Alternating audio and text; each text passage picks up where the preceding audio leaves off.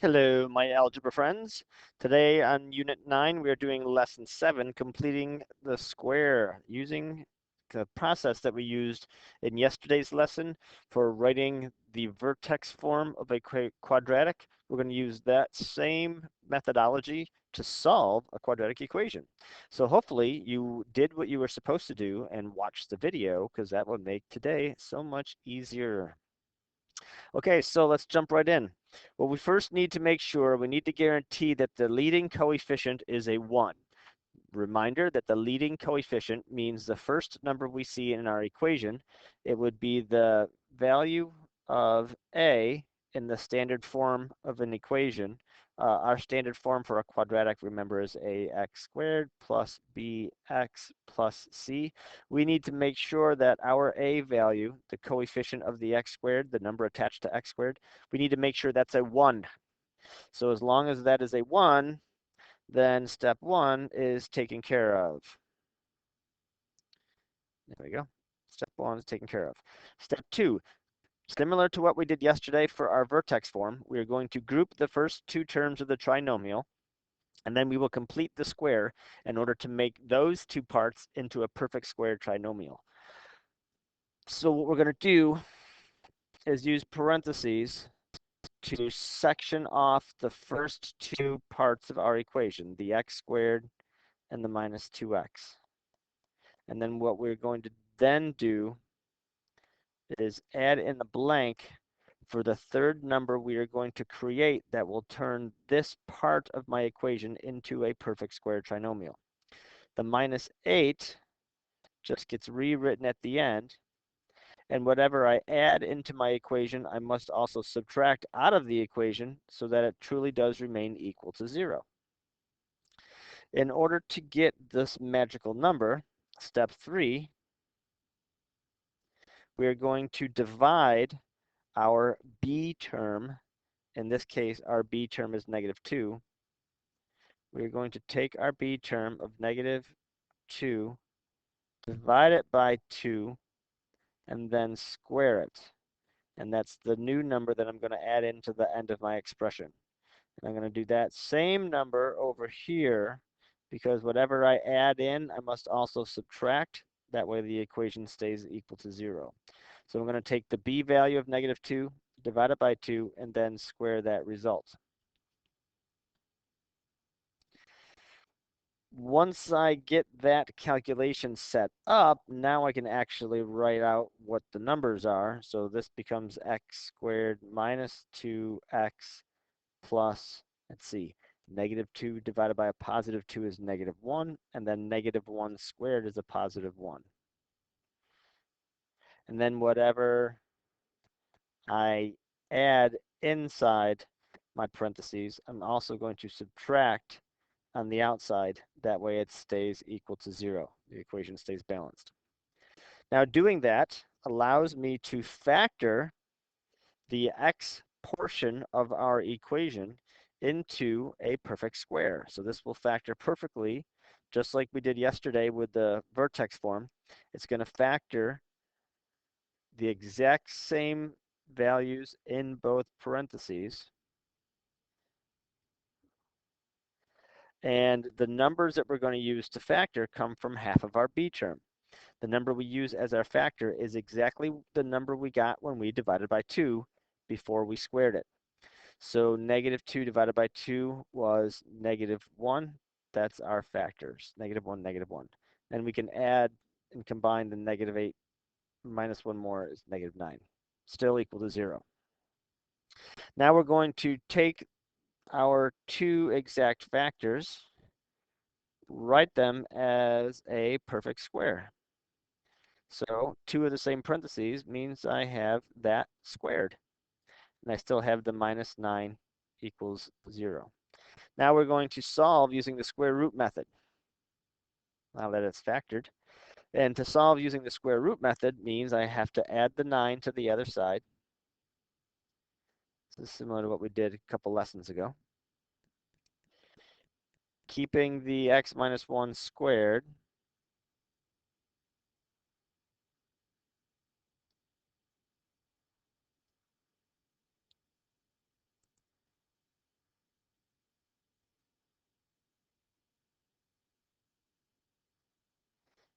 And then we would square root both sides, leading us to x minus 1 equals plus or minus 3. And this is where we get our two potential roots from. X minus 1 equals the positive 3, or x minus 1 equals the negative 3. So when we go to solve that, I will add 1 to both sides, and it ends up being plus 1 on both of the separate equations. 3 plus 1 is 4 for our first root, also sometimes called a 0. And then negative 3 plus 1 is negative 2 for the second root, or second 0, as they are sometimes called. We should have two answers. One comes from the positive square root, one comes from the negative square root, just like we did a couple lessons ago. That was from lesson 5, if you feel the need to look it up. Okay, so now we practice. Now we practice and do some more, and do some more, and then practice and practice and make sure we get it down. So let's practice. We group anything that has squares with it. I'll make this a little bigger. The minus 5 goes outside. Whatever number I need to add to make this factor perfectly, I will also subtract. That guarantees that my whole equation does stay equal to 0. And I bring down the x squared and the 2x. And in order to have this magically factor perfectly, I take that b number of 2, divide it by 2, and then square that. So whatever this middle value is, I divide it by 2 and then square it. And I use that result, the b value divided by 2 squared. I use that result in both of the new blanks that I'm putting in. One that's being added, one that's being subtracted so that they cancel out and I don't change my equation. So just like the vertex form that we were doing yesterday, this will always factor into half of the b term. So 2 divided by 1, I'm sorry, 2 divided by 2 is the 1. It'll always be that squared. Now the negative 5 out here needs to be combined with negative 1 that comes from 2 divided by 2 is 1, 1 squared is 1. This makes a negative 6, which I would then add to the other side to get x plus 1 squared equals 6. Now we square root both sides. The square root of 6 is not a perfect square, and it does not simplify. So I just end up with x plus 1 without any parentheses equals positive or negative radical 6. I have to solve for x, which means get x alone. In order to get x alone, I would subtract 1 from both sides, leaving x alone, but putting a negative 1 on the other side with plus or minus radical 6. Kind of tight on space, but I got it to fit in. So now we just do it again, and again, and again, and again. I'm going to move some of this stuff out of the way.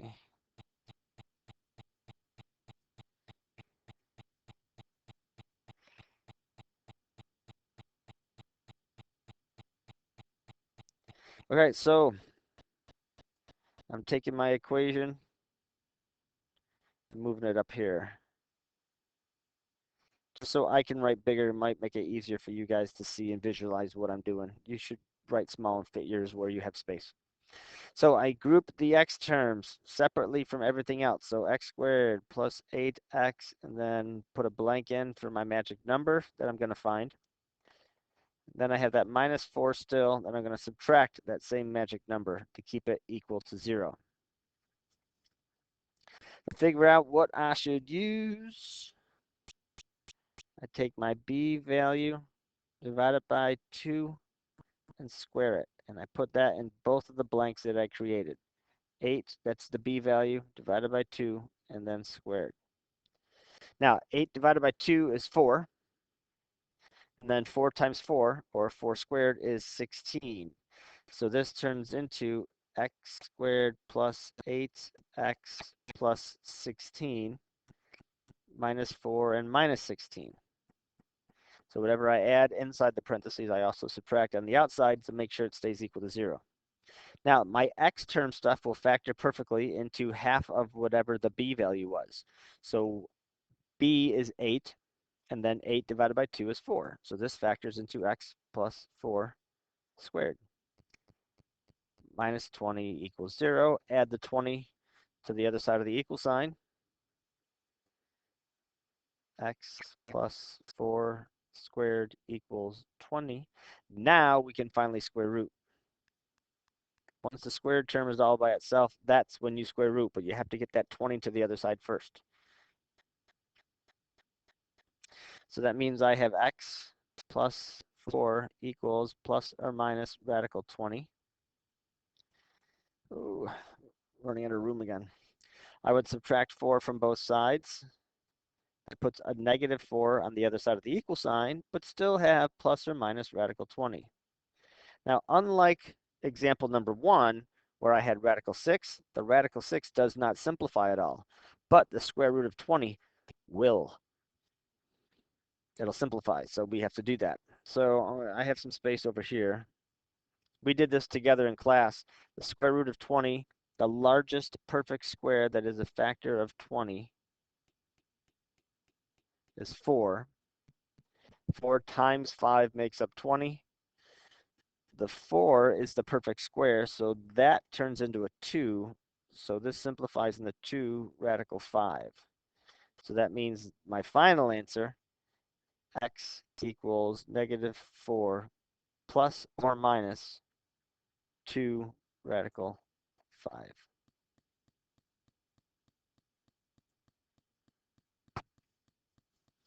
All right, that brings us on to number 3. You can pause the video if I'm going too quickly. You can always rewind as much as you want. That's the one great thing about making videos. You can go at your own pace and you can pause me. You can't slow me down, but I can go faster if I want to because I know you can pause it and rewind it and watch it anytime you want. But I'll just keep going at the same regular pace. Now this one's a little bit different because you notice the 36 is moved to the other side of the equal sign. I'm going to leave it there because I want to show you something that we can do with this. So what I'm going to do is I'm going to take my x's and I'm going to do what we've been doing and put in my blank to make sure I have this spot for my new magic number to make sure this factor is perfect. But instead of subtracting it from the same side, well, instead of subtracting it from the same side, and you'll see it done like this next year when you get into geometry. Just like in any equation, if you add the same amount to both sides, it keeps the equation equal. So instead of subtracting it from the same side, I can add it to the opposite side, and it still has the same effect. It keeps my equation balanced and equal. So whatever number I'm going to use in the blank to make sure the x is factor, I'll just add to the 36 on the other side of the equation. You could have done that with each of the other examples because eventually, if you notice and think about what we did, we eventually brought these numbers to the other side of the equal sign anyways. Eventually they got moved over to the other side of the equal sign. Over here, the negative 4 and the negative 16 were negative 20 on the left. Then they got moved to the other side. Okay, so it's okay if we do that up front at the beginning instead of waiting till later. All right, so anyways, in order to get the proper number here, I have to take my negative 16, the b value, divide it by 2, and then square it. And whatever I do, I'm going to use in both my blank spaces. Same number. So when I actually do that calculation, I get x squared minus 16x plus, let's see, negative 16 divided by 2 is a negative 8. And negative 8 squared means negative 8 times negative 8 is positive 64. And that's the new number that I would put on both sides of my equation. On the left-hand side here, my x's will cancel to the same parentheses, so it's that factor squared. And remember, it's always half of the b term. Negative 16 divided by 2 makes it negative 8. And on the other side, 36 plus 64 adds up to be 100. So now we are good to go with the whole square root. And the square root of x squared, the square root cancels out with the exponent of 2, leaving me with x minus 8. And then the square root of 100 is a perfect square of positive or negative 10. Make sure you include both possibilities. And then this is how I get two possible answers. I have x minus 8 equal positive 10 as one option, and x minus 8 equals negative 10 as the second option. With each of these two options, you're going to add 8 to both sides. That way you get x alone, because the opposite of x minus 8 would be x plus 8. So I add 8 to both sides. So over here, I get x plus 18, because 10 plus 8 is 18. Over here, I get x equals negative 2, because negative 10 plus 8 is negative 2. All right, number 4 brings up another first for us. Now we have a number, a 3, attached to our x squared. Our leading coefficient is a 3, but step number 1 said our leading coefficient needs to be a 1. Our a value is supposed to be 1. So we have a little bit of work to do here. A little bit, not too much, not too bad. So let me pick my orange. We'll come down here. And the first thing we're going to do is just divide everything by 3. That'll leave me with a positive x squared minus 10x minus 18 equals 0. Now, at this point, you do have a choice. If you want to add the 18 to the other side now, you can do that. And then it would be like the last question where you would have a plus blank on both sides. If you want to keep it where it is, we'll do it like we did yesterday's lesson. And the way we did the first couple examples, where we will just isolate the x values, bring down the minus 18, and then subtract the same value that I added to keep the whole equation equal to 0. If you add the 18 to the other side, then you would add the blank to the other side. If you keep them where they are, then you would subtract. Okay, but it doesn't change how we find that missing number. We take our b value of negative 10, divide it by 2, and then square it. So we take our b value of negative 10, divided by 2, and then we square it. That will help us factor our x's, because it turns into x squared minus 10x plus 25, and then minus 18 minus 25 equals 0. It's still an equation. Make sure you keep your equals 0 part for every step along the way. This factors into half of our b value, so that's x minus 5. And then negative 18 minus 25 more is a negative 43. So I told you at the beginning, you could have added the 18 and added the blank to the other side, or you didn't have to. But at this point, we have to get that 43 to the other side. So eventually it's going to move anyways. You can either move it at the beginning or move it now, where we're a little bit more towards the middle. X minus 5 squared equals positive 43, because we added 43 to both sides. Now we can square root.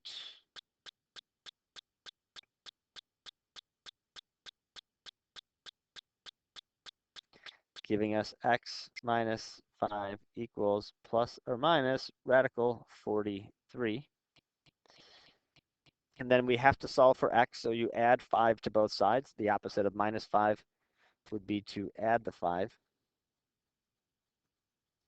Now, adding 5 to radical 43 just leaves it as 5 plus or minus radical 43. It does not simplify or reduce or combine any more than that. That's as far as you can go. And that's the end of our lesson. Now, what I want you to do is turn the page, go to homework 7, and practice a couple of questions. There's not a lot there to worry about, and there's some multiple choice questions on the next page, and we're going to practice more of this next time we see each other. All right, so practice them now. Use the answer keys that are in Teams to make sure you're doing it correctly. So open Teams up, open up the answer keys, find homework 7, and do a couple practice problems. All right, and I will see and talk to you soon. You take care, be safe, and goodbye.